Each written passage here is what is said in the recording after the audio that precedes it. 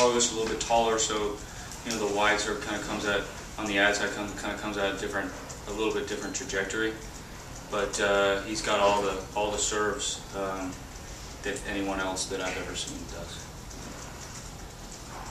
How frustrating was it there? You know, the call there on the line in the final.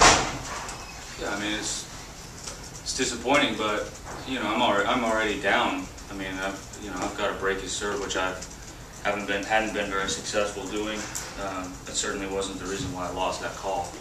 It didn't help, but I would have liked to have, you know, obviously the goal in that situation is to try and make him serve it out, get him a little nervous. He's never been in the semis of a 500 event before, and obviously anybody's nervous in that position, so that was my goal, and just didn't get done.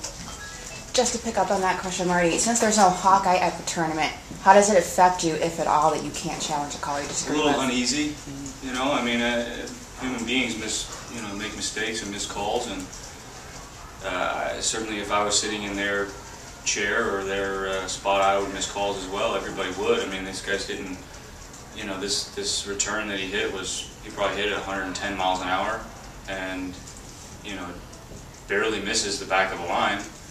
You know, and obviously a Hawkeye would have given me that point, but you don't have that luxury. Going into today's match, how familiar were you with his game? Did you? Not at all. Yeah, not at all. I mean, I haven't seen him play live. Seen him on TV maybe for 30 minutes. So yeah, not familiar at all. Notice you seem to be maybe standing back a little bit on his first serves. Was that to try and, you know, pick up the serve a little bit? I'm just trying to get it every possible, you know, every possible return I can in play. If I get my racket on it, you know, I mean, you're basically guessing if you're standing way up. I felt like I was able to move back and maybe at least get my racket on a few and didn't necessarily have to guess as much. You know, but he hits spots and it doesn't matter. Marty, as well as having a big serve, Milos also seems to move around that court really well like you do. Who else would you compare him to as a player in that regard? Yeah, it's tough. You know, he's from the waist down, he's strong, as strong as I've ever seen anyone's legs. I mean, look at his, you know, his legs are twice the size of mine. I mean, he's full grown, you know, in his legs, and you could tell he's still got some growing into in his upper body and in his face, and you know, so it's a scary thought to think he's got, you know, a ways to improve. He can improve a lot of things. He just makes you, you know, it makes you a little uneasy. You know, a lot of times out there you feel like he's making about 50% of his balls from the baseline going for anything, and you know, he connected there in the third set, 3 points in a row, and all of a sudden you're down low 40 and you're clawing back just to get back to deuce, and it didn't work out. And credit to him, I mean, he broke me that game. You know, I mean, it felt like he only really played one good service game the entire match.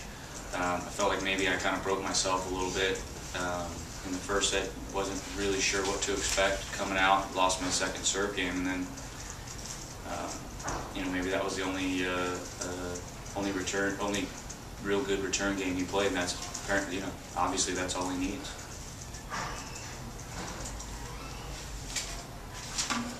If you had to recap your week, you came in there not knowing what to expect. Yeah, it's tough right now. You know, an opportunity, obviously, playing at,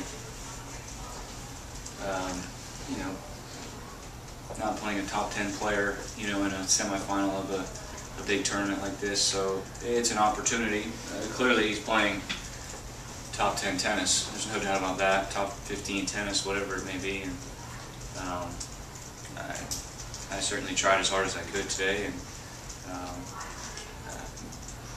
didn't expect to be here on Saturday when I got here on Thursday, so last Thursday. So it's a good week for me, and I'll put it in perspective tomorrow. Maybe. Did you expect to see him in the top 10 sometime before? Yeah, I mean, look, it's He won 2 matches, 7-6 in the third. He won here in the first 2 rounds. He won 7-6, 7-6 in the final of San Jose. You know, and there's no doubt he'll improve. He'll improve his return game, and it's tough to rely on tiebreakers. Right. You know, ask John Isner. You know, it's tough to be really, really consistent when trying to win tiebreakers in the third set and things like that. So, you know, hopefully he can. He returns his return game and you know, cleans up his baseline game a little bit more, maybe a little fewer errors, but you know, still going after his shot, still playing aggressive. And there's no doubt he can be top 10. No doubt. Go ahead. You mentioned that going into this tournament you still weren't feeling 100%. What's your outlook for Miami? Yeah, I mean, I hope to be 100% by Indian Wells, but I felt significantly better every day. Saying a lot because I really felt terrible when I got here, and you know, it was sort of a borderline decision to even come, and it felt like I was going to get the best preparation to play here and to play next week and play in Indian Wells in Miami was to come and take my licks and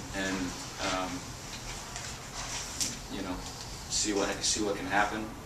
Maybe get a good draw, maybe win a couple matches. All of a sudden you're in the quarters and you're 1 match away from the semis, and that, you know, I was lucky to be able to do that and work my way through the tournament and win 3 matches, and that was good.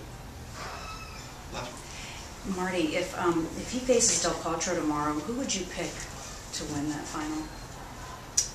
I don't know. I mean, I don't know how he handles. I mean, Juan played Isner in the first round, so I mean, he's seen the big serve, handled that pretty well.